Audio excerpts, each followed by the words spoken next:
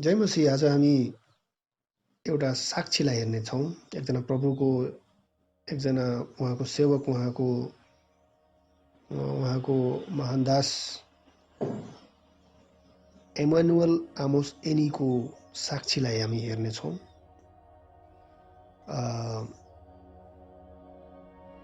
कतिपय कुराहरू छ जसलाई आज हामी याद गर्दैनौँ त्यति, जुन कुराहरूलाई हामीले चाहिँ प्राय बिर्सिसकेका छौँ। कतिपय कुरालाई हामीले चाहिँ कम्प्लिटली इग्नोर गरिसकेका छौँ, किनकि हामी अब मोडर्न भइसकेका छौँ। सबै कुरो हाम्रो अहिले वैज्ञानिक तौरमा सजिएको छ। सहरमा बस्ने हामी भएका छौँ र धेरै कुराहरू हामीले चाहिँ अब त्यसलाई त्यति याद गर्दैनौँ। तर आत्मिक संसारको कुराहरूलाई हामी नकार्न सक्दैनौँ। संसार छैन भन्ने कुरा हामी भन्छौँ भने चाहिँ सत्यलाई हामीले इन्कार गरेको मात्रै हो। तर आत्मिक संसारमा के छ के छैन त्यो विषय कसैलाई केही चासो छैन। सबै आफ्नो काममा व्यस्त छ। तिनीहरूले आफ्नो कामहरू गरिरहेको छ। तर कतिपय कुरा यस्तो छ जसबारे हामीलाई जान्न आवश्यक छ। हाम्रो छोराछोरी स्कुलमा पढ्छ र संसारको सबै कुराहरू तिनीहरूले सिक्छ, जान्छ, बुझ्ने गर्छ। तर त्यसबाहेक पनि आत्मिक संसार छ र अदृश्य संसारको कतिपय कुराहरू छ जसबारे कसैले केही सिकाएको हुँदैन। तरै पनि सत्य आफ्नो जग्गामा स्थिर छ, जसलाई इन्कार गरेर केही लाभ छैन। र हामी आत्मिक संसारको कतिपय सत्यतालाई हामी हेर्नेछौँ, बुझ्ने प्रयास गर्नेछौँ र कतिपय कुराहरू हामीले लिनु हो कि लिनु होइन त्यो हामी माथि निर्भर गर्दछ। तर हामीले चाहिँ सत्यलाई चाहिँ बुझ्नु आवश्यक नै छ। र आज हामी यो इमानुएल एमोस एनीको उहाँको टेस्टिमनीलाई हामी हेर्नेछौँ, उहाँको साक्षीलाई हामी हेर्नेछौँ। र एज अ फर्स्ट पर्सन नै म यो उहाँको टेस्टिमनीलाई पढेर सुनाउने छु। मेरो नाम इमानुएल आमोस एनी हो। मेरो जन्म अफ्रिकाको नाइजेरिया भन्ने एउटा देश छ, त्यो देशको एउटा सानो गाउँमा भएको हो। मेरो परिवार सानो थियो। मेरो परिवारमा मेरो आमा बाबा थियो, आमा थियो र हामी 4 जना भाइ बहिनी थियौँ। हाम्रो सबभन्दा ठुलो दिदीको नाम लभ, त्यसपछि मार्गारेट, त्यसपछि म भए इमानुएल र कान्छी बहिनी थियो चिङ्किरी। हाम्रो सानो परिवार सुखी परिवार थियो र हाम्रो परिवार गाउँमा बस्थ्यो र गाउँको परिस्थितिमा, गाउँको सिचुएसनमा नै हामी हुर्केर बढेको हो। हाम्रो परिवार धनी परिवार थिएन, तर हामी त्यति गरिब पनि थिएनौँ। हाम्रो बाबाले बाजेबाट विरासतमा एउटा ठुलो जमिन पाएको थियो, 40-42 हेक्टेयरको निकै नै ठुलो जमिन उहाँले पाएको थियो। र यो जमिन हाम्रो लागि एउटा सम्पत्ति, एउटा एसेट त थियो, एउटा आशिषको कारण त थियो नै। तर यो जमिन भएको कारणले गर्दा हाम्रो आफ्नो मान्छेहरूले हामीलाई आरिस गर्थे, नराम्रो नजरले हामीलाई हेर्थे, किनकि हामीसित यति ठुलो जमिन हुने गर्थ्यो। र यो चाहिँ भयो मेरो परिवारको पिक्चर। अब हामीले चाहिँ अफ्रिकाको जुन चाहिँ ब्याकग्राउन्ड छ त्यसलाई पनि हेर्न आवश्यक हुन जान्छ। अफ्रिका आज हुन त निकै विकसित भएको छ, धेरै सहरहरू खडा भएको छ। तर अफ्रिकाको इतिहासलाई जब हामी हेर्छौँ तब हामी के पाउँछौँ कि यो भने यो एकदमै पछौटे जग्गा, एउटा यस्तो महाद्वीप जो जङ्गलले घेरेको छ, जहाँ बाघ भालु घुमी हिँड्छ, जङ्गली मान्छे बस्ने जग्गा हो यो अफ्रिका। र सुरुदेखिकै नै हामी हेर्छौँ भने चाहिँ अफ्रिकाको महाद्वीपमा धेरै यो कल्चरहरू छ जो चाहिँ पछौटे टाइपको छ, ब्याकवर्ड टाइपको छ। यहाँका मानिसहरू एकदमै बेसी मात्रामा कालो जादुमा संलग्न छ। भूत प्रेत मान्नमा यिनीहरू एकदमै संलग्न भएको यो देश हो। यदि कसैलाई केही समस्या आउँछ भने, केही बिमारी, केही आर्थिक समस्या, केही पनि समस्या आउँछ भने तिनीहरूको लागि जाउने जग्गा केही पनि थिएन। तिनीहरू सिधा गएर झाँक्रीको त्यहाँ नै जान्थ्यो र जोखाना हेराउँथ्यौँ कि मेरो यस्तो समस्या भएको छ, यो कसरी यसको समाधान गर्ने भनेर झाँक्रीहरूलाई भन्ने गर्थ्यो। र झाँक्रीहरूले उसको समस्या समाधान गर्नका लागि भूतहरू खेलाउँथ्यो, आत्माहरू खेलाउँथ्यो र यसरी नै तिनीहरूको समस्या समाधान गर्न खोज्थ्यो। यसले केही फाइदा तिनीहरूलाई भयो होला, तर प्राय नोक्सान नै हुन्थ्यो, किनकि भूत प्रेत भन्ने कुरा असल होइन। कसैले मरेको आत्मालाई चलाउँछ भने त्यसको नोक्सानी नै हुन्छ, त्यसको फाइदा हुँदैन। र यसरी नै यस प्रकारको परिवेशमा नै हामी बढेको हौँ, यस्तै परिस्थितिमा नै हामी जन्मिएको हो।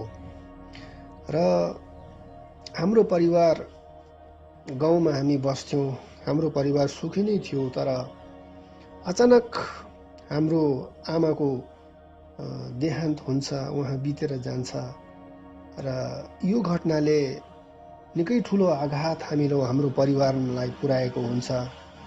सबैलाई माया गर्ने,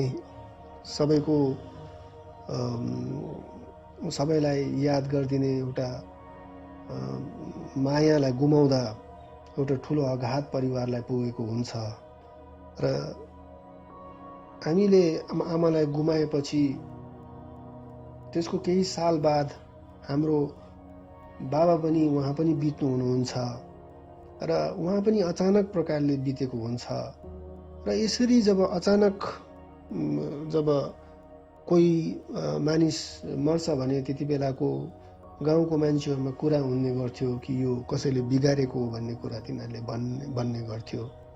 र हामी सानो भएको कारणले गर्दा हामीले त्यति याद गरेन। त्यसपछि हाम्रो ठुलो दिदी थियो लभ, ऊ अचानक हराउँछ, ऊ रहस्यमय प्रकारले ऊ हराउँछ र फेरि कहिले पनि फर्केर आएको हुँदैन। त्यसपछि मेरो अर्को दिदी थियो मार्गरेट, उसले आफ्नो मानसिक सन्तुलन हराउँछ र ऊ पागल जस्तो भएको हुन्छ। र त्यसपछि मैले आफ्नो साक्षी भन्नु हो भने चाहिँ सुरुको दिनहरूमा क्रमबद्ध प्रकारले विनाशको श्रृङ्खला चलि नै रहेको मैले त्यहाँ देखेको छु। बारम्बार परिवारको सदस्यमा मृत्यु भएको र केही दुर्घटना भएको र केही त्यस्तो अप्ठ्यारो कुरा भएको हामीले मैले देखेको छु। र यो सब देखेर चाहिँ मान्छेको भनाइ त्यही थियो कि यो पक्कै पनि कसैले बिगारेको हो भन्ने कुरा मैले देखेको थियो। तर यो जान्ने कसरी के हो होइन भन्ने कुरा जान्ने सामर्थ्य ममा थिएन। त्यसपछि जब म र मेरो कान्छी बहिनीलाई चाहिँ मानिसहरूले चाहिँ मेरो बाजे बोजूको त्यहाँ बस्नका लागि पठाइदिन्छ र हामी तिनै बस्न थाल्छौँ। र तिनै मैले आफ्नो स्कुलको शिक्षा पनि सुरु गर्छु। र यसरी केही वर्ष त्यहाँ बसेपछि के हुन्छ, मेरो बाजे बोजूको पनि मृत्यु हुन्छ, उहाँ पनि बित्नु हुनुहुन्छ र उहाँ बितेपछि मलाई त्यहाँ धेरै असुविधाहरू भोग्नु परेको हुन्छ। त्यति बेला अचानक एक दिन बाजे बोजूको कामको गर्ने बेलामा कहिले नचिनेको एउटा आफ्नो मान्छे नातेदार आएको हुन्छ र उसले हाम्रो कान्छी बहिनी चिङ्गिरीलाई लान्छ उसको त्यहाँ राख्नुको लागि। र फेरि कहिले पनि मैले उसलाई भेट्न पाएको छैन। ऊ गएपछि, उसलाई लगेपछि फेरि कहिले पनि मैले उसलाई देख्न पाएन। उसलाई कहाँ लग्यो, उसलाई के गर्यो, अहिले पनि मलाई थाहा छैन। कान्छी बहिनी हराएपछि मलाई त्यहाँ धेरै अत्याचार गरेको हुन्छ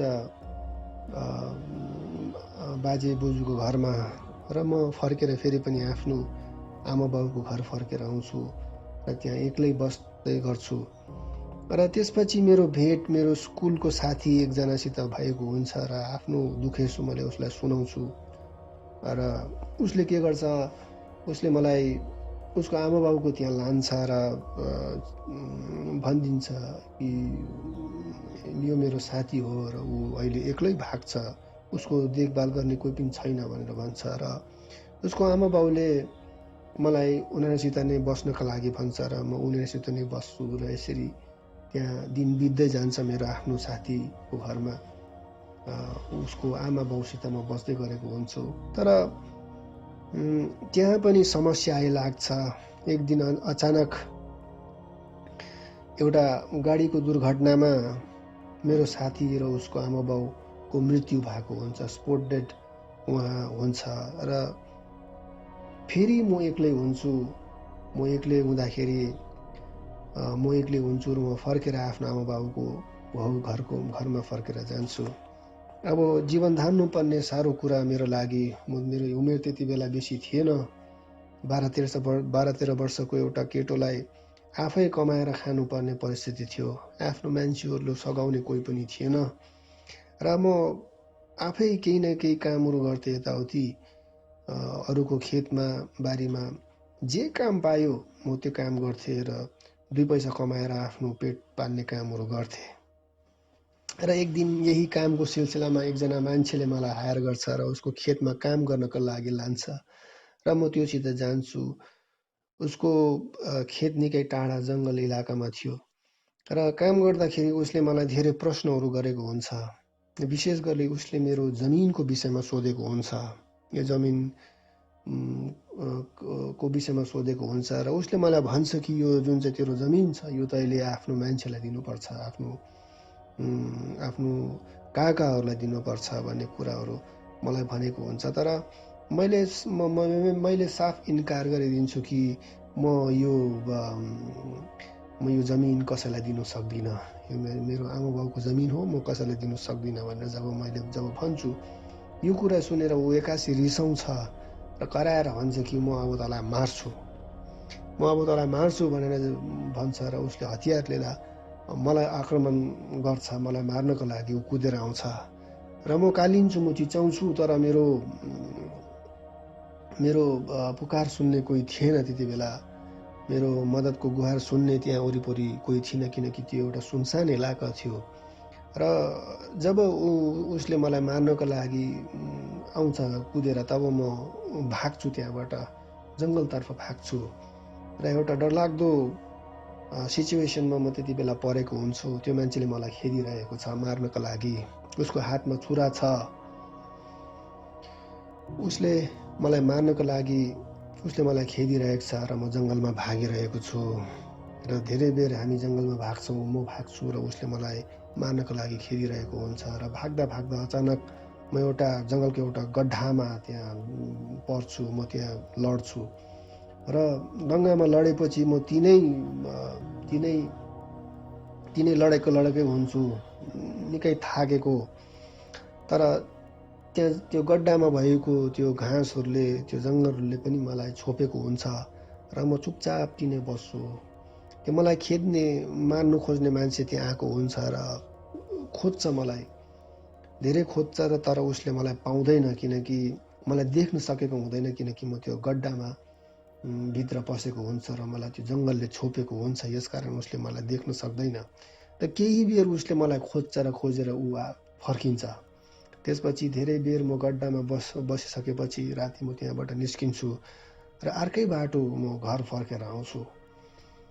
र यो घटनाले मेरो बाल्यकालको मनलाई ठुलो आघात पुर्याएको हुन्छ। धेरै प्रश्नहरू मेरो मनमा आएको हुन्छ, किन यो मान्छेहरूले मलाई मार्नु खोजेको, मैले कसको के बिगारेँ, मैले के पाप गरेँ, मैले तिनीहरूलाई त के नराम्रो गरेको छैन, तर किन चाहिँ मलाई तिनीहरूले मार्नु खोजेको भन्ने एउटा बाल्यकालको कोमल मनमा एउटा ठुलो आघात त्यति बेला मेरो पुगेको थियो। यसरी बहुत डरको साथ मैले जीवन बिताइरहेको त्यो गाउँमा कसैले मार्छ कि भन्ने डर सब समय मेरो मनमा थियो, किनकि मेरो परिवारको जति पनि सदस्य थियो सबै सखाप भयो, सबै मरेर गयो, म मात्रै एक्लो बाँचेँ र म पनि मर्छु होला भन्ने एउटा डर सब समय मेरो मनमा हुने गर्थ्यो, सब समय मेरो मनमा हुने गर्थ्यो। तर मलाई मद्दत पुर्याउने, मेरो समस्या सुनिदिने, गुहारलाई सुनिदिने कोही पनि मान्छे मैले त्यति बेला भेटाइनँ। र एक्लै बस्दाखेरि एक दिन अचानक गाउँमा एकजना गाउँको एकजना बहिनीसित मेरो भएको थियो। उसको नाउँ थियो एलिस। हामी सँगै स्कुलमा सानोमा पढेको र हामी सानो हुँदाखेरि चाहिँ हामी हुन त उमेरमा ऊ मभन्दा ठुलो थियो, उमेरमा मभन्दा ठुली, तर हामी एउटै स्कुलमा एउटै क्लासमा पढेको र हामी एउटै बेन्चमा बस्थ्यौँ र एकअर्कासित एक प्रकारको बाल्यकालको प्रेम सम्बन्ध थियो हाम्रो। हामीले एकसाथ हाम्रो एकअर्कामा हामीले वचन दिएको थियौँ कि हामी ठुलो भएर हामी बिहा गर्नुपर्छ, हामी अहिले सानो छौँ तर पछि ठुलो भएर हामी बिहा गर्नुपर्छ, हामीले एकअर्कालाई मन पराउँछौँ, हामी एकअर्कालाई माया गर्छौँ भन्ने प्रकारको त्यो बाल्यकालको एउटा फिलिङ्स, एउटा अन्डरस्ट्यान्डिङ थियो, जसलाई हामी आजको दिन त्यो हुन त केही पनि होइन थियो, तरै पनि एउटा फिलिङ भए तापनि जब मैले एलिसलाई भेटेँ गाउँमा, उसले मलाई मेरो बारे उसले सोध्यो र मैले आफ्नो समस्याहरू उसलाई बताएँ र उसले मलाई सुझाव दियो कि म पनि यही गाउँकै हो र म यहाँबाट पढ्नको लागि सहर गएको थिएँ र मैले पढेँ पनि, र अहिले म ब्याङ्कमा काम गर्दैछु र तिमी पनि आऊ, गाउँ छोडेर सहरमा आऊ, त्यहाँ बसेर तिमीले केही कामहरू गर्न सक्छौ भनेर भनेको हुन्छ। र मलाई गाउँदेखि सहर आउनुको लागि उसले मलाई एउटा ठुलो रकम पनि उसले मलाई हातमा दिन्छ, बस गाडी यात्राको लागि त्यो खर्च पनि दिएको हुन्छ। र यसरी हामी छुट्टिन्छौँ र यो विषयमा मैले सोच्नु थाल्छु कि जुन चाहिँ उसको एलिसले जुन चाहिँ कुरा मलाई बतायो, गाउँ छोडेर सहर जानु, तिनै बस्नु, त्यो विषयमा मैले सोच्छु र गाउँ छोड्नु नै मलाई उचित लाग्यो, किनकि गाउँको परिवेश मेरो लागि ठिक छैन। यहाँका मानिसहरू मेरो विरुद्धमा छ र मेरो धेरै नोक्सानहरू भइसकेको छ। यहाँ बस्नु मेरो लागि उचित छैन भन्ने कुरा मैले बुझेको हुन्छु र मैले यो निर्णय लिन्छु कि म अब सहर जान्छु र एलिसको घरमा नै जान्छु, त्यसपछि बुझौँला के हो, गर्नुपर्ने हो कि होइन भनेर। त्यसपछि एलिसले मलाई पैसाको साथमा उसको घरको एड्रेस पनि दिएको हुन्छ र म उसको पत्ता लिएर, एड्रेस लिएर म आफ्नो अलिकति सामान लिएर म गाउँ छोडेर सहरतर्फ लाग्छु र उसले दिएको एड्रेसमा म आफ्नो यात्रा सुरु गरेको हुन्छु र ऊ लागोस, नाइजेरियाको एउटा लागोस भन्ने सहरमा ऊ बस्दो रहेछ आफ्नो आमा बाबाको साथमा। र त्यहाँ म जान्छु र सहरको लागि म निस्किन्छु र गाउँदेखि प्रथमपल्ट म सहरमा गएको हुन्छु। त्यहाँ गाउँदेखि सहरमा म प्रथमपल्ट आएको र त्यहाँ ठुल्ठुलो घर, ठुल्ठुलो बिल्डिङहरू मैले देख्छु र अचम्म लाग्छ, जो चाहिँ स्वाभाविक हो। गाउँको मान्छे प्रथमपल्ट सहरको वातावरण देख्दा अचम्मै लाग्छ।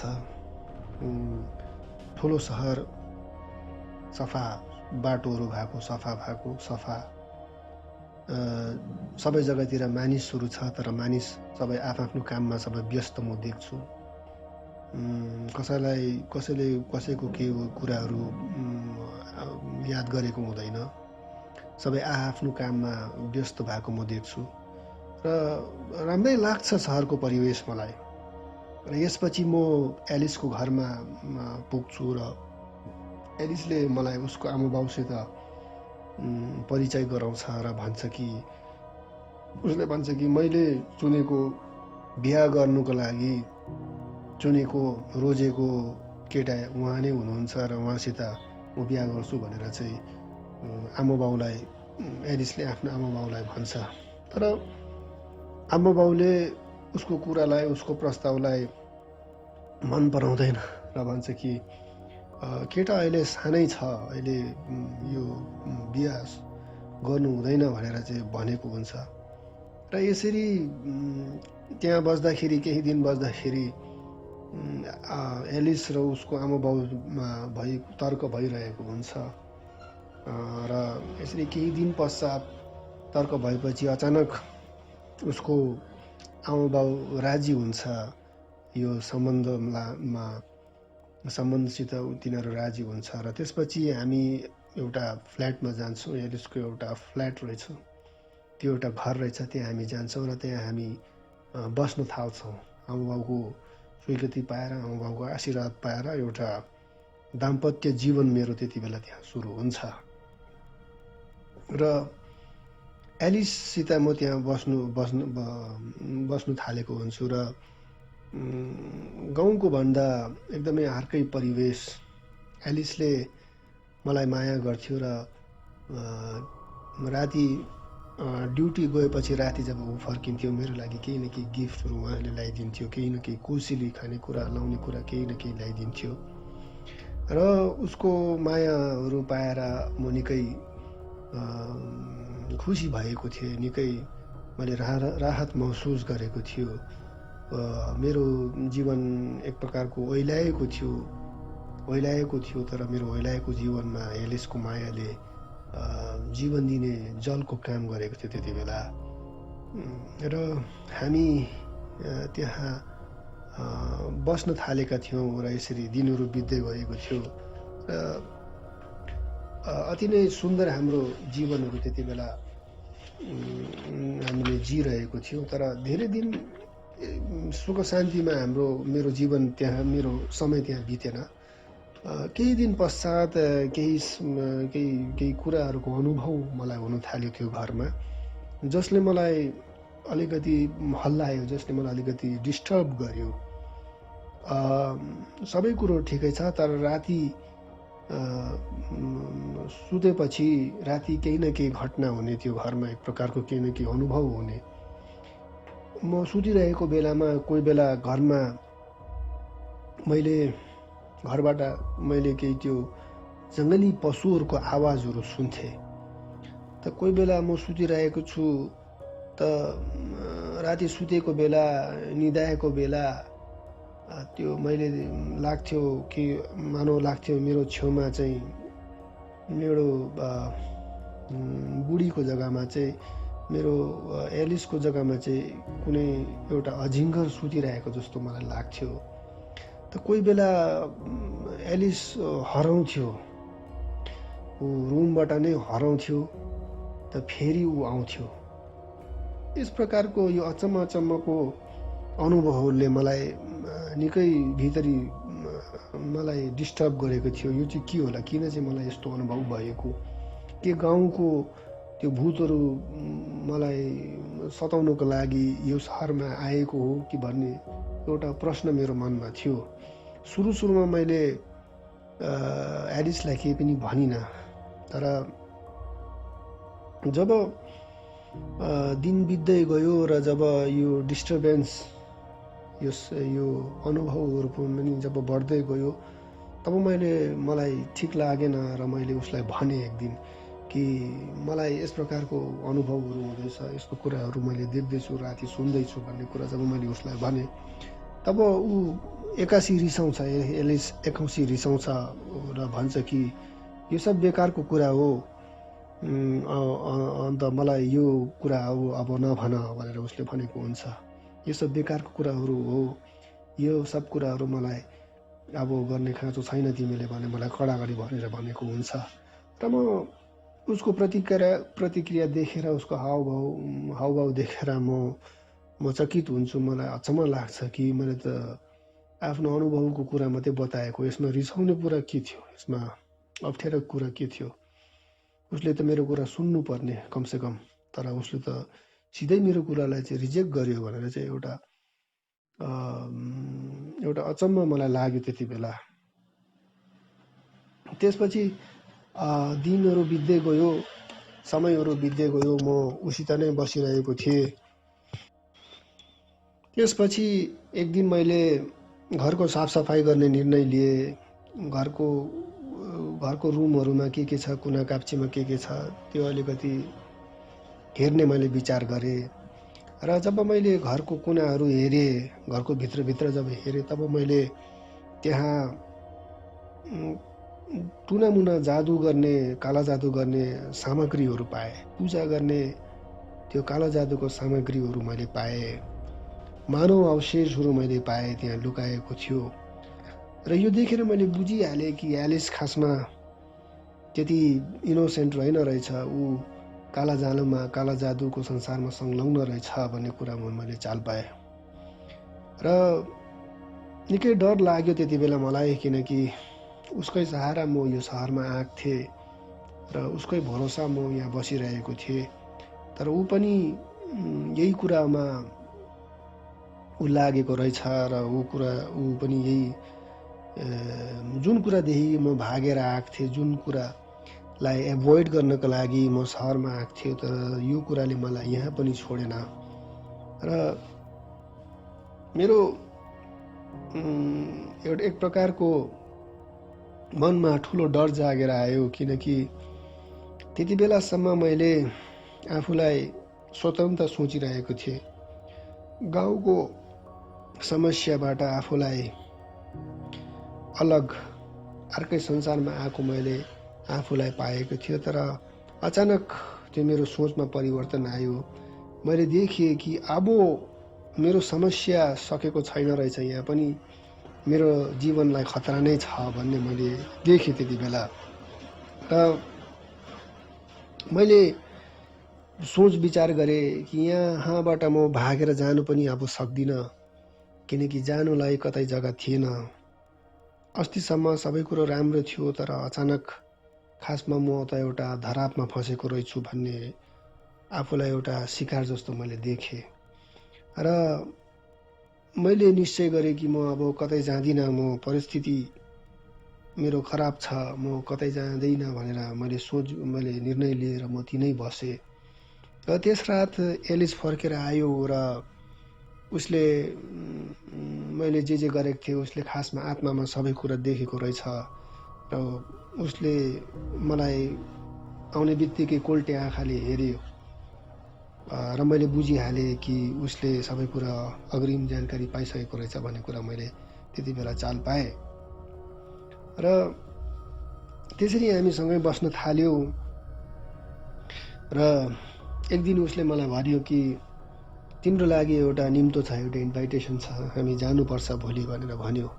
र मैले हुन्छ मैले भने। र भोलिको दिन उसले मलाई लागोस सहरदेखि निकै टाढा एउटा भवनमा लग्यो। एउटा ठुलो भवन त्यहाँ रहेछ। त्यहाँ हामी भवनभित्र पस्यौँ र त्यो घरभित्र एउटा ठुलो रुम रहेछ। रुमको चारैपट्टि मैले मानिसहरू बसेको देखेँ र त्यसको ठिक बिचमा एकजना तिनीहरूको त्यो हेड, त्यो अगुवा, त्यो पुजारीलाई पनि बसेको देख्यौँ। र त्यहाँ बसेपछि एलिसले मेरो परिचय त्यहाँ गरायो, मेरो नामहरू बताइदियो र मेरो त्यहाँ स्वागत भयो। र त्यसपछि तिनीहरूको त्यो मिटिङ, त्यो कार्यक्रम सुरु गर्यो, जो चाहिँ मैले त्यति बेला केही पनि बुझिनँ। त्यो एउटा गुप्त संस्था रहेछ र काला जादुमा लिप्त भएको यो अन्धकारको शक्तिलाई चलाउने एउटा संस्था रहेछ र तिनीहरूले चाहिँ त्यहाँ बेला बेलामा यो मिटिङहरू त्यो पूजाहरू त्यहाँ गर्दो रहेछ। र मिटिङ सकेपछि एलिसले मेरो भेट त्यहाँको मुख्य पुजारीसित गराउँछ, त्यहाँको अगुवालाई गराउँछ र उसले भन्छ कि तिमी फला दिन आउनुपर्छ एक्लै र हामी तिम्रो अभिषेक गराउँछौँ भन्ने कुरा मलाई बताएको हुन्छ। र तिनीहरूले तोकेको दिनमा म त्यहाँ जान्छु र त्यहाँ गएर तिनीहरूलाई भेट्छु र मसित अरू पनि कतिजना मान्छे रहेछ र हाम्रो त्यहाँ अभिषेक गर्ने कामहरू हुन्छ।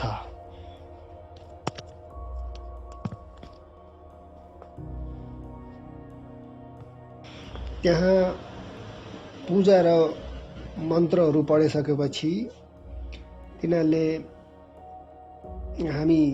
हामीलाई तिनीहरूको संस्थामा हुल्नको लागि हामीलाई भित्राउनको लागि कतिपय तिनीहरूले कामहरू गरेको हुन्छ, जसमा एउटा केही पेस्ट जस्तो हाम्रो शरीरमा लगाइदिन्छ।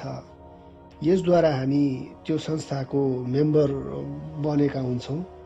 त्यसपछि पिउनको लागि हामीलाई तेल जस्तो एउटा तरल पदार्थ दिन्छ, जसलाई पिएर हामी त्यो संस्थाको एजेन्ट पनि भएका हुन्छौँ। त्यसपछि हाम्रो टाउकोमा केही धुलो जस्तो केही तिनीहरूले छरिदिन्छ। यसद्वारा अब हामी ती संस्थाको रहस्यको कुराहरू बुझ्ने भएका हुन्छौँ। र यो अभिषेकको काम गरे पश्चात हामीलाई फेरि पनि आफ्नो घरतिर पठाइदिन्छ र म आफ्नो घर फर्केर आउँछु। र त्यहाँ एलिससित म बस्न थालेको हुन्छु र उसले जब बुझ्छ कि मैले यो अदृश्य संसार, यो काला जादु, यो अन्धकारको कुराहरूमा मेरो चासो बढ्दै गरेको जब उसले देख्छ, तब उसले फटाफट मलाई मबाट टाढा हुनुको लागि उसले प्लान बनाइसकेको हुन्छ। उसले सर्वप्रथम मसित एउटा करार गर्छ कि हामी बीच जे भयो भएन त्यसलाई अब तिमीले कसैलाई भन्नु हुँदैन भन्ने एउटा करार उसले मसित गरेको हुन्छ। र त्यसपछि उसले मेरो लागि अलग्गै एउटा घर, एउटा फ्ल्याट हेरिदिन्छ र त्यहाँ आवश्यक के जति पनि सामानहरू छ त्यो किनेर उसले मसित मेरो सम्बन्ध उसले तोडिदिन्छ। उसको भनाइ थियो कि म साधारण केटी होइन, म आत्मामा हिँड्ने केटी हो। मैले तिमीलाई गाउँबाट बिहा गर्नु अथवा जय जन्म गर्नको लागि ल्याएको होइन, तर मैले तिमीलाई यो शक्तिको जीवन देखाउनको लागि, यसमा तिमीलाई हाल्नुको लागि ल्याएको हो। र तिमी किनकि यसमा पसिसकेको छौ र म खुसी छु र अब तिमी आफ्नै बाटो लाग र म आफ्नै बाटो लाग्छु भनेर उसले सम्बन्ध चुटाएको हुन्छ। र म आफै एक्लै त्यो आफ्नो घरमा बस्दै गरेको हुन्छु र तिनै बसेर मैले आफ्नो सानो काम पनि सुरु गरेको हुन्छु, किनकि सहरमा कामको कमी हुँदैन।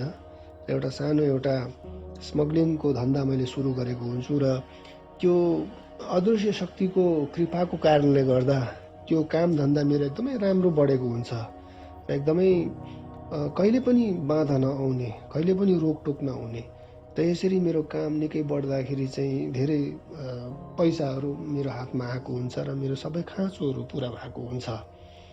र यसरी दिन बित्दै जान्छ र किनकि म त्यो गुप्त सोसाइटी, त्यो गुप्त संस्थाको मेम्बर र एजेन्ट भएको कारणले गर्दा म त्यतिकै बस्नु पाएको हुँदिनँ। चाँडै नै मलाई एउटा खबर आएको हुन्छ कि म ट्रेनिङ गर्नको लागि जानुपर्छ भनेर चाहिँ एउटा खबर आएको हुन्छ।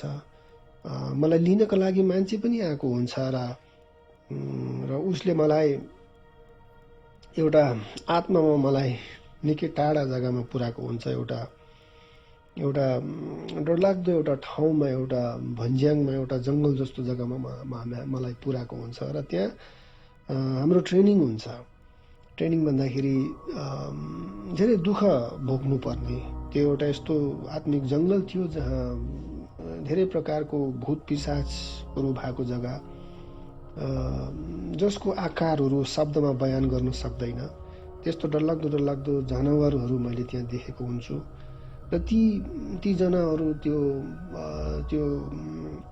त्यो भूत त्यो आत्माहरूको बिचमा बसेर मैले ट्रेनिङ लिनुपर्ने र कतिपय दिन मैले त्यहाँ बिताएको हुन्छु। र त्यसपछि हामीलाई पढ्नका लागि धेरै त्यो किताबहरू पनि दिएको हुन्छ, जसमा यो आत्मिक संसारको रहस्यहरू लेखेको धेरै किताबहरू पनि त्यो किताबहरू पनि दिएको हुन्छ र त्यसलाई म पढ्छु। र त्यो पढेपछि त्यो ट्रेनिङ सिद्ध्याएपछि म फेरि पनि आफ्नो घर फर्केर आएको हुन्छु।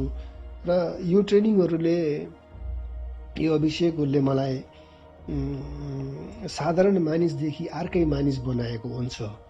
मेरो जीवनमा पूर्ण रूपले आत्माहरू काम गर्नु थालेको हुन्छ र म अब एउटा साधारण मान्छे नभएर एउटा आत्मिक मान्छे भएको हुन्छु। र आफ्नो इच्छा अनुसार जुनै पनि जग्गामा जाने शक्ति ममा आएको हुन्छु र आफ्नो इच्छा अनुसार जे पनि कुरा म बर्बाद गर्न सक्ने, त्यसलाई खतम गर्न सक्ने ताकत ममा आएको हुन्छ। र आफ्नो शक्ति बढाउनुको लागि मैले अझै धेरै कामहरू गरेको हुन्छु। जति कि हामीलाई सिकाए अनुसार म आकाश मण्डलमा पनि जान्छु, मन्त्र चलाएर म आकाश मण्डलमा गएको हुन्छु र त्यहाँ धेरै देवी देवता, कुनै स्पिरिट्सहरू, आत्माहरूलाई भेटेको हुन्छु र तिनीहरूसित बसेर मैले तिनीहरूबाट केही शक्तिहरू पाएको हुन्छु। शक्तिको आशीर्वाद लिएर म फर्केर आफ्नो घर फर्केर आउँछु। त्यसपछि फेरि मलाई सिकाए अनुसार मैले पाताल जाने पनि मेरो प्लान हुन्छ र मन्त्र चलाएर म पाताल जान्छु र मेरो लागि त्यहाँ भएको आत्माहरूले सिडीहरू बनाइदिन्छ र म त्यहाँ आएर म घुम्छु पनि।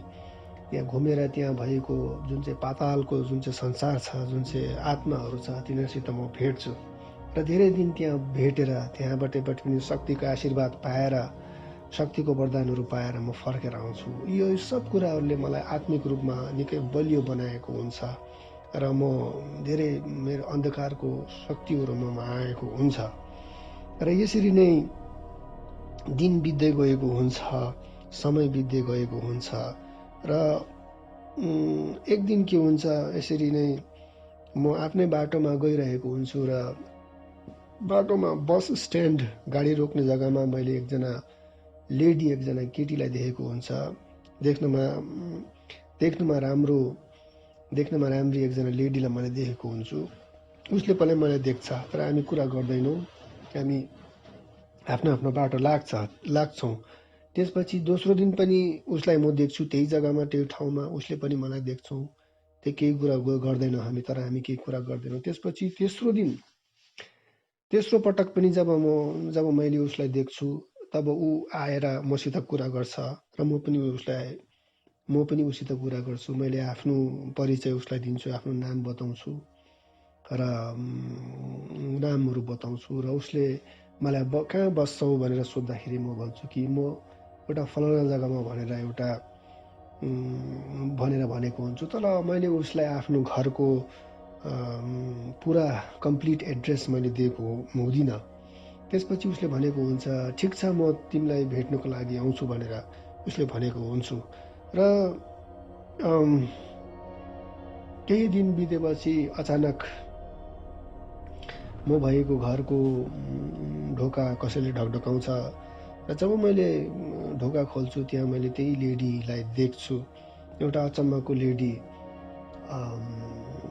कसरी ऊ आयो, कसरी मेरो पत्ता उसले जान्यो भनेर चाहिँ एउटा अचम्म लागिरहेको हुन्छ। जे होस्, मैले उसलाई अतिथि सत्कार गर्छु र उसित बसेर धेरै लामो कुराहरू गर्छु।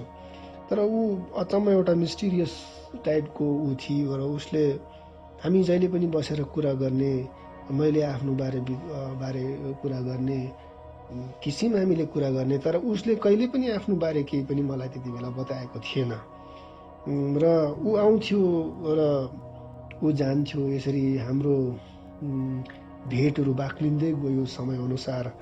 र धेरै दिन यसरी भेटेपछि हामीमा यो हाम्रो दोस्ती पनि निकै बढ्दै गयो। र यसरी धेरै दिन बितेपछि उसले एक दिन मलाई भन्यो कि म तिम्रो घरमा आएको धेरै भयो, अब तिमी पनि मेरो घरमा जानुपर्छ भनेर भन्यो। मैले भने हुन्छ, जाउँ न त, के छ भनेर।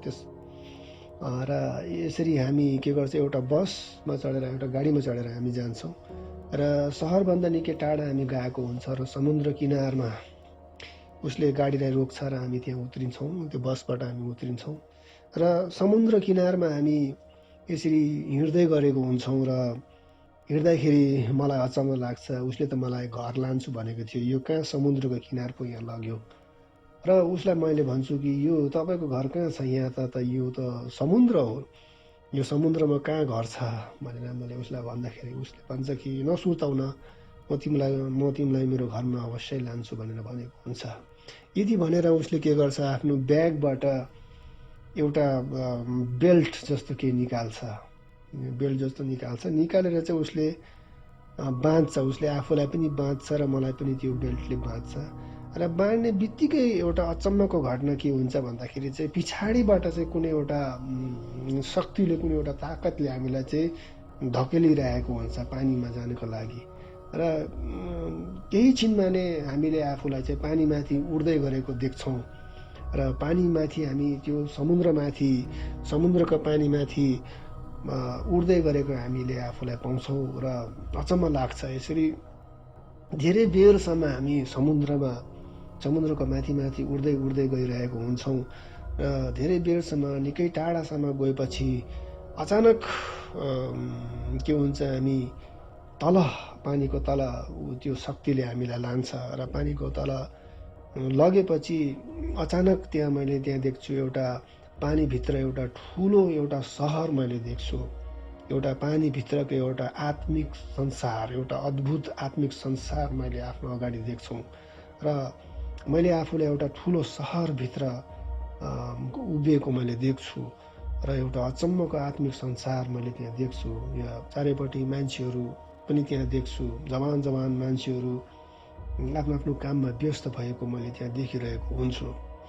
र त्यो देखेर मलाई छक्कै पर्छु कि यो कस्तो रहेछ, यो कुन जग्गा हो, कुन ठाउँ हो, यो स्वर्ग हो कि के हो भन्ने लाग्छ। किनकि एकदमै सुन्दर त्यो जग्गा रहेछ, त्यो सहर एउटा ठाउँ रहेछ त्यो भन्ने एउटा अचम्म लाग्छ। र उसले त्यो स्त्रीले, त्यो लेडीले मलाई उसको ठुलो घरमा पनि लान्छ, एउटा महलमा पनि लान्छ र लगेर बल्ल उसले भन्छ कि म कुनै एउटा साधारण केटी होइन, म समुद्रकी रानी हो, I am the queen of coast उसले भनेको हुन्छ। र उसले मलाई त्यो सहरहरू देख्नमा सहायता पुर्याउँछ। र सहर खासमा चाहिँ त्यो एउटा आत्मिक सहर त खासमा एउटा संसारको कन्ट्रोल सेन्टर रहेछ। जसरी एउटा हेडक्वार्टर हुन्छ कुनै देशको, कुनै राज्यको, जसरी एउटा क्यापिटल हुन्छ, राजधानी हुन्छ, त्यसरी नै यो संसारको, यो आत्मिक संसारको हेडक्वार्टर पो त्यो सहर रहेछ। र त्यहाँ विभिन्न थरीका कामहरू भइरहेको मैले देखेँ। विभिन्न थरीको त्यहाँ डिपार्टमेन्ट्सहरू छुट्टिएको छ, विभिन्न थरीको त्यहाँ कामहरू भएको मैले देखेँ। त्यहाँ अनुसन्धान गर्ने, शोध गर्ने ल्याबोरेटरी, ल्याब्सहरू मैले देखेँ। त्यहाँ संसारमा जति पनि कुराहरू चाहिन्छ, हतियारहरू भयो, कुनै हतियारहरू भओस् कि कुनै इलेक्ट्रोनिक सामान, मोबाइल फोनहरू होस् कि जे पनि होस्, त्यो सबै कुराको सुरुवात, त्यसको आविष्कार चाहिँ त्यही जग्गामा पहिला हुँदो रहेछ। त्यसपछि चाहिँ संसारमा भएको साइन्टिस्टहरूले, संसारमा भएको डिजाइनरहरूले मात्रै त्यो रहस्य पाउँदो रहेछ। किनकि संसारमा जब कुनै डिजाइनरले कुनै वैज्ञानिकले कुनै कुराको खोजी गर्छ तब उसले ल्याबमा जब खोजी गर्छ उसलाई बुद्धि दिने त्यो शक्ति सामर्थ्य चाहिँ त्यो हेडक्वार्टरबाट आउँदो रहेछ। र त्यो जग्गामा मैले त्यस्तो ठुल्ठुलो शोध भएको अनुसन्धान भएको मैले देखेँ, जहाँ मानिसहरूले त्यहाँ धेरै कामहरू गरेको मैले देखेँ। र अचम्मै लाग्यो कि खासमा चाहिँ संसारमा जति पनि यो ज्ञानको कुराहरू आउँदो रहेछ, यो संसारिक जुन चाहिँ ज्ञानको कुराहरू रहेछ त्यो यहाँबाट आउँदो रहेछ भन्ने मैले त्यति बेला पहिला देखेँ। त्यहाँ समुद्रभित्र भएको त्यो ल्याबहरूमा चाहिँ संसारको जति पनि असल कुराहरू छ, लोभ लाग्ने राम्रो राम्रो कुरा छ, त्यो सबै कुराको सुरुवात, त्यसको डिजाइनिङ, त्यसको जननी त्यहाँ हुँदो रहेछ। त्यो राम्रो राम्रो गाडी हुनसक्छ, कुनै हतियार हुनसक्छ, त्यो तिनै बनाइन्थ्यो। जति पनि इलेक्ट्रोनिक्सको सामानहरू छ, फोन, मोबाइल फोनहरू भयो, जति पनि सुख सुविधाको सामानहरू छ, मान्छेलाई जुन कुराले आकर्षित गर्छ, मान्छेलाई जुन कुराले एन्गेज गराउँछ, त्यो कुराको सुरुवात त्यही त्यो हेडक्वार्टरमा हुने कुरा मैले चाल पाएँ। त्यसपछि त्यहाँ डिजाइनिङ रुमहरू छ, त्यहाँ राम्रो राम्रो लुगाहरू बनाएको मैले देखेँ, फ्यासनको कुराहरू मैले देखेँ। र यसरी त्यहाँ त्यो सहरमा त्यस्तो धेरै कुराहरूको आविष्कार र निर्माणहरू भएको मैले त्यहाँ देखेँ। र त्यहाँ बसेर पनि मैले त्यो लेडीसित मैले करार बाँध्नु पर्यो कि मैले चाहिँ अब जुन चाहिँ कुरा मैले देखेँ, उसलाई जुन चाहिँ कुरा मैले बताएँ, त्यसलाई चाहिँ अब जुन चाहिँ उसले मलाई बतायो त्यो कुरा चाहिँ अब कसैलाई भन्नु नपाउने त्यो एउटा करार, एउटा गुप्त राख्नुपर्ने करार मैले उसित बाँध्नु पर्यो। र यसरी म त्यहाँबाट म फर्केर फेरि पनि आफ्नो घर फर्केँ। तर म त्यहाँ घरिघरि जान थालेँ त्यो आत्मिक संसारमा, किनकि मलाई त्यही आत्मिक संसार नै मन पर्थ्यो, त्यो सहर नै मन पर्थ्यो। र बिस्तारै बिस्तारै जब मेरो कामहरू बढ्दै गयो तब मेरो भेट त्यहाँ लुसिफरसित पनि भयो। एउटा ठुलो मिटिङमा लुसिफरसित त्यहाँ बसेर हाम्रो कुराकानी हुन्थ्यो। उहाँले प्लानहरू बनाइदिन्थ्यो, हामीलाई आदेशहरू दिन्थ्यो। उहाँले सबै संसारको मान्छेहरूको जति सबै खाँचोहरू पुरा गर्ने उहाँले कुरा गर्नुहुन्थ्यो। उहाँले कुरा गर्थ्यो विशेष गरी क्रिस्चियनहरूबारे, विश्वासीबारे, इसाईहरूबारे चाहिँ उहाँले कुरा गरि नै रहनुहुन्थ्यो। उहाँले चाहिँ कहिले पनि इसाई र क्रिस्चियनलाई मन पराएको मैले देखिनँ। जहिले पनि उहाँले क्रिस्चियनहरू र इसाईहरूको विरोधमा नै कुरा गर्थ्यो। र इसाईहरूलाई विशेष गरी जो विश्वासमा बलियो छ तिनीहरूलाई कसरी बिगार्नुपर्छ, तिनीहरूलाई कसरी फसाउनुपर्छ भन्ने कुराहरू हामीलाई सिकाउँथ्यो, बताउँथ्यो। त्यो उहाँको आदेशहरू लिएर, उहाँको आदेशहरू पुरा गर्नका लागि हामी बाहिर जान्थ्यौँ। र ममा भएको आत्मिक शक्तिहरू चलाएर मैले धेरैजनालाई क्षति पुर्याएको छु, ड्यामेजहरू मैले गरेको छु, तिनीहरूको नोक्सानहरू मैले गरेको छु, धेरै दुर्घटनाहरू मैले गराएको छु। बाहिरबाट देख्दा मान्छेले त्यो एउटा दुर्घटना मात्रै देख्ने, तर भित्र आत्मिक संसारमा हामीले नै बिगारेको त्यो हुन्थ्यो। गाडीमा एक्सिडेन्ट हुन्थ्यो, घर इमारतहरू लडेर मान्छेहरू मर्थे, र थुप्रै बिमार भएर मान्छेहरू मर्थे। र यो सबै धेरै प्रकारको कामहरू गर्नका लागि हामीलाई पठाइन्थ्यो र हामी गर्थ्यौँ। र यो कामहरू गरेको निकै समय भएको थियो। र यो कामहरू यसरी नै चलिरहेको हुन्छ। हामीलाई काम दिन्थ्यो, कुनै हामी चर्चहरूमा जान्थ्यौँ र त्यहाँ हामी मानिसहरूको, विश्वासीहरूको कमजोरीलाई हेर्थ्यौँ र कमजोरी बुझेर तिनीहरूलाई बिगार्नका लागि हामीले चाहिँ योजना बनाएर चाहिँ त्यो अनुसार उसलाई फसाउँथ्यो। किनकि मान्छेको केही न केही कमजोरी हुन्छ, त्यो रुपियाँ पैसा हुनसक्छ, त्यो कुनै शारीरिक लालसा हुनसक्छ। त्यो सब कमजोरी हामीले थाहा गर्थ्यौँ। र त्यो कमजोरी जानेपछि त्यसलाई बिगार्नका लागि चाहिँ हामीले चाहिँ कामहरू गर्थ्यौँ। यसरी कतिपय कुरामा हामी सफल भयौँ बिगार्नमा, तर कतिपय कुरामा हामी त्यति सफल भएनौँ, तर हाम्रो काम जारी नै थियो।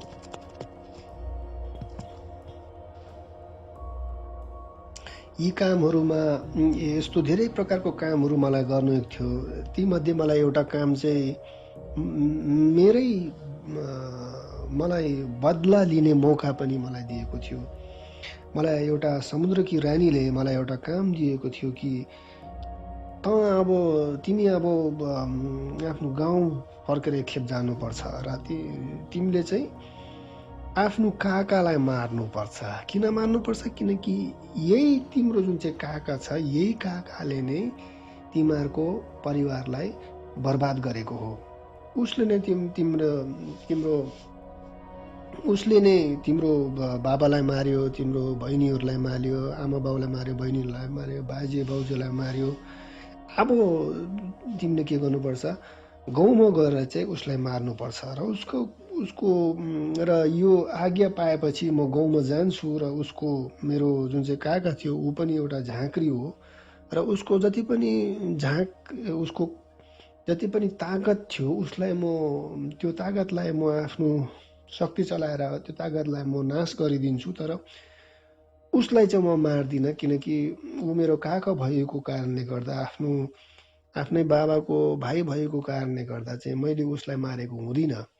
तर यो कुरा देखेर समुद्रको रानी चाहिँ एकदमै रिसाएको हुन्छ र मलाई भनेको हुन्छ, यो अनज्ञाकारिता हामीले गऱ्यो भने चाहिँ तिम्रो राम्रो हुँदैन, तिम्रो नोक्सान हुन्छ भनेर भनेको हुन्छ। र फेरि पनि मलाई पठाएको हुन्छ तिम्रो काकासित अझै 2 जना मान्छे छ जसले तिम्रो काकालाई चाहिँ सहायता पुर्याएको छ, तिमीले गएर त्यसलाई मार्नुपर्छ भनेर भनेको हुन्छ। र म उसको आज्ञा पालन गर्छु र त्यो आफ्नै गाउँमा गएर त्यो 2 जना मान्छेलाई म मारिदिन्छु। र गाउँको कतिपय मान्छेले चाहिँ जब यो देख्छ कि यो मान्छे अचानक मरेको छ, बितेको छ, तब तिनीहरूले अर्कै झाँक्रीको त्यहाँ जान्छ र भन्छ यो जोखाना हेराउनुको लागि कि गाउँमा अचानक 2 जना मान्छे मरेको छ, यसको कारण के हो भनेर सोध्नु जाँदाखेरि झाँक्रीले जब तन्त्र मन्त्र चलाउँछ तब उसको भेट मसित हुन्छ र मैले उसलाई चुनौती दिन्छु र उसले मसित सकेको हुँदैन, किनकि मेरो आत्मिक शक्ति एकदमै बेसी थियो उसको भन्दा निकै बेसी भएको कारणले गर्दा उसले मलाई के गरेको हुँदैन। र जुन मन्त्रको बाण उसले म माथि फ्याँकेको हुन्छ त्यसलाई म उल्टा तिनीहरू माथि फ्याँकिदिन्छु र त्यो गएर चाहिँ तिनीहरूलाई मारेको हुन्छ, तिनीहरूको निकै नोक्सान गरेको हुन्छ। यसरी नै मेरो आत्मिक शक्तिहरू निकै बढेको हुन्छ र मैले धेरै मानिसहरूलाई मारेको थिएँ। त्यति बेला धेरै नोक्सानहरू मैले मान्छेहरूलाई गराएको थिएँ, किनकि म एउटा लुसिफरसित फेस टु फेस बोल्ने मान्छे भएको थियो। उसको अदृश्य अन्धकारको शक्तिको म एउटा एजेन्ट भएको थियो, एउटा पावरफुल एजेन्ट भएको थियो। तिनीहरूले धेरै कामहरू मलाई अराउँथ्यो र त्यो काम मैले गर्थेँ र यसरी नै मेरो जीवन बित्दै गएको थियो। म कम्प्लिटली यो संसारबाट अलग भएको एउटा अर्कै आत्मिक मानिस, एउटा व्यक्ति भएको थियो जो देख्नमा त एउटा जवान केटो छ, तर मभित्र भएको जुन चाहिँ शक्ति छ त्यसलाई कसैले देख्नु नसक्ने म व्यक्ति भएको थिएँ र म जहाँ पनि जानु सक्थेँ, जोसित पनि घुलमिल गर्नु सक्थ्यो र कसैले मलाई चिन्थेन। र यसरी नै समय बित्दै गयो, टाइमहरू बित्दै गयो। म विभिन्न थरीका कामहरू गर्थेँ। विश्वासी क्रिस्चियनहरूसित मेरो सम्पर्क भइरहन्थ्यो, तिनीहरूसित केही न केही कामहरू भइरहन्थ्यो। म तिनीहरूको चर्चहरू पनि जान्थेँ र जति पनि डाँटे पनि कहिले पनि ती भूतात्माहरू तिनीहरूले मबाट खेद्न सकेन, किनकि मैले ती भूतात्माहरूसित करार बाँधेको थियो। मेरो शरीरको भित्र मेरो रगतमा हड्डीहरूमा चाहिँ त्यो ताबिजहरू लगाइदिएको थियो, त्यो मन्त्रहरू लगाइदिएको थियो, जसकारण कहिले पनि मबाट ती भूतात्माहरू निकाल्नु सकेन। यसरी दिनहरू बित्दै थियो। मैले क्रिस्चियनहरूको विरुद्धमा धेरै कामहरू गर्ने योजनाहरू बनाएको थियो र त्यो कामहरू गर्ने काम पनि मैले थालिसकेको थिएँ। र एक दिन म आफ्नो साथीलाई भेट्नका लागि म यात्रामा जाँदै थिएँ गाडीमा, र अचानक गाडीमा जाँदाखेरि मैले आफ्नो पछाडिबाट कसैले बोलाएको सुने, नेकेम भनेर मलाई बोलाएको सुने र म अचम्म भएँ, किनकि मेरो नाम इमानुएल हो तर मेरो आमाले मलाई नेकेम भएर बोलाउनु गर्थ्यो र यो को हो जसले मलाई नेकेम भनेर बोलाउँदैछ भनेर मैले सोचेँ। तर त्यति बेला फेरि पनि एउटा आवाज आयो र आवाजले भन्यो, नेकेम के तैँले फेरि पनि मलाई धोका दिन्छस् भनेर मलाई सोध्यो। त्यो आवाज सुनेपछि अचानक मलाई बिसन्चो भयो, मेरो शरीरमा ज्वरो आउनु थाल्यो र मेरो टाउको दुख्यो र त्यसो गर्दा गर्दा नै म धेरै बेर लागेन, म त बेहोस भएछु र मैले आत्मामा देखेँ।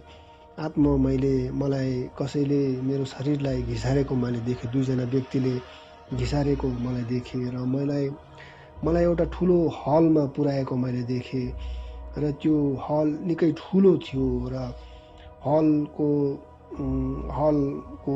सीमा चाहिँ अब त्यसको लिमिट चाहिँ हाम्रो आँखाले पनि भ्याउन नसक्ने त्यति ठुलो एउटा हलभित्र मैले आफूलाई पसेको देखेँ र त्यहाँ मैले त्यो हलको त्यो भवनको एउटा कुनामा चाहिँ मैले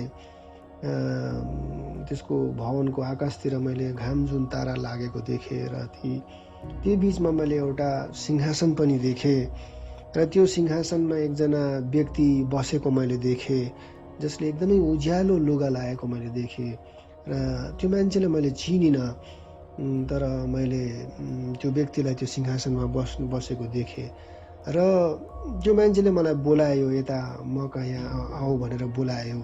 तर जब म हिँड्नु खोजेँ म लडी नै हालेँ र एउटा हातले मलाई उठाएपछि त्यो व्यक्ति मेरो नजिक आयो र आएर मलाई मेरो शरीरभित्र जुन चाहिँ ताबिजहरू थियो, जुन चाहिँ करारको ताबिजहरू थियो, जुन चाहिँ दबाईहरू थियो, त्यो सबै उहाँले निकालेर फ्याँक्नुभयो, उहाँले फ्याँकिदिनु भयो र म अचम्म माने कि कसरी यो मान्छेले थाहा पायो कि मेरो सिस्टममा, मेरो शरीरको भित्र हड्डीतिर, मासीतिर करारको यो ताबिजहरू लुकाएको छ भन्ने कुरा कसरी चाल पायो भनेर म छक्कै माने, छक्कै परेँ म। र यो मान्छेलाई भेट्दाखेरि मलाई अचम्म लाग्यो, किनकि मैले धेरै व्यक्तिहरूलाई भेटेको, धेरै मान्छेहरूलाई भेटेको र तिनीहरूको शक्तिद्वारा चिन्ने गर्थ्यौँ, को कति बलियो छ तिनीहरूको शक्तिद्वारा हामीले एकअर्कालाई चाल पाउने गर्थ्यौँ। र जब मैले यो व्यक्तिलाई भेटेँ तब मैले देखेँ कि यो मान्छेको शक्ति त एकदमै बेसी रहेछ। आजसम्म जति पनि मैले भेटेँ, जति पनि व्यक्तिहरूलाई भेटेँ, जति पनि मान्छेहरूसित काम गरेँ, डल्लो आत्माहरूसित, व्यक्तिहरूसित मैले काम गरेँ, तर ती सबै मानिसहरूमध्ये चाहिँ उहाँ चाहिँ सबभन्दा शक्तिशाली रहेछ भन्ने एउटा फिलिङ, एउटा भावना ममा आयो। म यो कुरा बुझेँ। त्यति बेला उहाँले मसित कुरा गर्नुभयो र उहाँले मलाई सोध्यो, तिमी कहाँ गएको भनेर मलाई सोध्यो र मैले भने म आफ्नो साथीको त्यहाँ गएको भने। त्यो त ठिकै छ, तर तिम्रो हृदयमा अझै पनि धेरै कुराहरू छ जो चाहिँ राम्रो छैन भनेर उहाँले भन्नुभयो र उसले आफ्नो शक्ति चलाएर मेरो मनको कुरा सबै उहाँलाई बाहिर देखाइदिनु भयो। यो मनको कुरा जब देखाइदिनु भयो तब हामीले देख्न पायौँ कि खासमा चाहिँ मेरो जुन चाहिँ प्लानहरू थियो इसाई क्रिस्चियनहरू विरुद्धमा, जुन चाहिँ तिनीहरूलाई बिगार्ने, तिनीहरूलाई मार्ने जुन चाहिँ प्लानहरू थियो, सबै उहाँले मेरो अगाडि नै खोलेर उहाँले देखाइदिनु भयो। र त्यसपछि उहाँले मलाई कतिपय कुराहरू सम्झाउनु भयो र सम्झाएपछि उहाँले मलाई एउटा अर्को रुममा लग्नुभयो, जहाँ उहाँले खोलेर एउटा रुमलाई खोलेर उहाँले देखाउनु भयो। त्यहाँ हामीले यो संसारलाई देख्यौँ, संसारमा भएको सबै कुराहरूलाई देख्यौँ। र त्यसपछि उहाँले मलाई अर्को रुममा लग्यो, जहाँ उहाँले स्वर्ग देखाउनु भयो। त्यहाँको मान्छेहरू सबै रमाहट गरेको, खुसी भएर बसेको, परमेश्वरको आराधना गरेको कुराहरू उहाँले मलाई देखाउनु भयो। त्यसपछि अर्को रुममा उहाँले लग्नुभयो, जहाँ उहाँले मलाई नरक देखाउनु भयो। आगोमा पोलेको मान्छेहरू चिच्याइरहेको, कालिरहेको, दुःखमा भएको, आथा आइया भन्दै गरेको त्यो नरकको दृश्य मलाई देखायो। र देखाएपछि उहाँले मलाई प्रश्न गर्यो, उहाँले बतायो कि यो चाहिँ जति पनि संसारको दुष्ट मानिसहरू छ त्यसलाई यहाँ नै फ्याँकिन्छ भनेर उहाँले देखाउनु भयो। र यो सबै कुराहरू देखाएपछि उहाँले मलाई प्रश्न गर्नुभयो। उहाँले मलाई अप्सन दिनुभयो कि तिमी के चाहन्छौ, यो आगोमा जलेर मर्न चाहन्छौ कि यो स्वर्गमा बस्न चाहन्छौ भनेर सोद्धाखेरि चाहिँ मैले उत्तर दिएँ, म स्वर्गमा बस्न चाहन्छु भनेर उत्तर दियो। यदि भन्दाखेरि नै मेरो आँखा खोलियो र मेरो आँखा खोल्दाखेरि मैले यो संसारमा आफूलाई पायो। मैले आफूलाई एकजना मानिसको घरमा मैले पाएँ र त्यहाँ आँखा खोल्दा मैले आफूलाई सशरीर यो संसारमा नै पाएँ र म एउटा अर्कै जग्गामा रहेछु, एउटा अर्कै ठाउँमा रहेछु, त्यो मैले देख्न पाएँ। यो जग्गामा जब मेरो होस खोलियो तब मैले त्यहाँ एउटा नचिनेको जग्गामा, एउटा ठाउँमा जब मैले आफूलाई पाएँ, त्यति बेला मैले त्यहाँ मैले त्यहाँ कराएँ। जब म कराएँ त्यति बेला त्यो घरको बुढाबुढी त्यहाँ आउनुभयो र आएर भन्यो के तिमी ठिकै छौ भनेर मलाई सोध्यो। म ठिकै छु, म यहाँ कसरी आयो भनेर जब मैले भने त्यति बेला उहाँले भन्नुभयो कि हामी गाडीमै थियौँ, गाडीमा हुँदाखेरि तिमी बिमारी भएर तिमी बेहोस भयो र हामीले तिमीलाई डाक्टरको त्यहाँ लग्यो र डाक्टरले चेकअप गर्यो। तिमी त्यति बेला बेहोस थियो र चेकअप गरेर भनेपछि यो मान्छे ठिकै छ, एकछिनमा यो फेरि पनि होसमा आउँछ भन्यो। त हामीले तिमीलाई माया गरेर आफ्नो घरमा ल्याएको, तिमी यहाँ बस्न सक्छौ भनेर भन्यो। र यसरी मैले तिनीहरूलाई धन्यवाद दिएँ। तिनीहरूले मलाई आफ्नो घरमा जग्गा दिएकोमा धन्यवाद दिए तिनीहरूले। र केही दिनपछि त्यहाँ बसेर म त्यहाँबाट निस्केँ र यसरी नै मेरो अन्धकारको शक्तिहरूबाट मेरो सम्बन्ध चुडियो र प्रभु येशूसित मेरो सम्बन्ध सुरु भयो। र यसरी नै मैले आफ्नो अन्धकारको आत्मिक जीवनलाई छोडेर परमेश्वरको प्रकाशमय आत्मिक जीवनमा मैले आफ्नो पदार्पण गरेँ र त्यहाँबाट नै मैले आफ्नो सुरु गरेँ। र हामी जति पनि डुबे तापनि, जस्तै डरलाग्दो अन्धकारको उसमा डुबे तापनि परमेश्वरले आफ्नो इच्छा छ भने हामीलाई बाहिर निकाल्नु सक्दो रहेछ। किनकि धेरै मान्छेहरू धेरै किसिमको समस्याहरूमा सानो समस्यामा डुब्दा तिनीहरू त्यसबाट निस्केको हुँदैन। तर जब म जस्तो मान्छे पनि निस्किनु सक्छ भने अरू पनि मान्छेहरू त्यो अन्धकारको शक्तिहरूबाट निस्किनु सक्छ। किनकि परमेश्वरमा कुनै असम्भव छैन। उहाँले आफ्नो प्रेमद्वारा नै हामीलाई बचाएको छ। उहाँले आफ्नो शक्तिद्वारा नै हामीलाई त्यो समस्याबाट निकालेको छ। मैले जुन चाहिँ जीवनमा मैले दुःख अनुभव गरेँ, जुन चाहिँ पीर अनुभव गरेँ र यो समस्याको फाइदा उठाएर शैतानले मलाई मौका दिएको थियो उसको राज्यमा काम गर्नको लागि, उसको योजनालाई पुरा गर्नका लागि। र त्यो काममा म सुर्लुम्मै डुबिसकेको थियो र फर्किन नसक्ने कन्डिसनमा पुगिसकेको थियो। र शैतानको छेउमा बसेर बात मार्ने उसको एजेन्ट पनि भइसकेको थियौँ। तर पनि परमेश्वरले मलाई बचाउनु भयो, उहाँले मलाई निकाल्नु भयो र प्रभु येशूको रगतको करारमा उहाँले मलाई राख्नुभयो र म आज सुरक्षित छु। र मैले आफूलाई अगाडि बढाएको छु परमेश्वरको काममा। आजका दिन म परमेश्वरको काम गरि नै रहेको छु, उहाँको सेवकाइमा मैले लागिरहेको छु र मलाई अरू अन्धकारको शक्तिको डर छैन। मैले आफ्नो साक्षीहरू मान्छेहरूलाई बाँडेको छु, मान्छेहरूलाई सुनाएको छु र कतिपय मान्छेहरूले यसलाई मन पराएको छ, विश्वास गरेको छ, आशीषित भएको छ। त कतिपय मान्छेले मेरो गवाईलाई विश्वास गर्न सकेको छैन, तिनीहरूले पत्याउन सकेको छैन यो होइन भनेको छ। जे होस्, मेरो काम छ जुन चाहिँ मैले अनुभव गरेको छ त्यसलाई बताउनु र त्यो बताएर मानिसहरू आशीषित नै भएको छ भन्ने मेरो विश्वास रहेको छ। किनकि काम परमेश्वरले जब आफ्नो योजना अनुसार कसैलाई बचाउँछ भने उहाँले अवश्य नै त्यसबाट केही उहाँले महिमा लिएको हुन्छ र हामी एउटा उहाँलाई महिमा पुर्याउने एउटा पात्र मात्रै हौँ।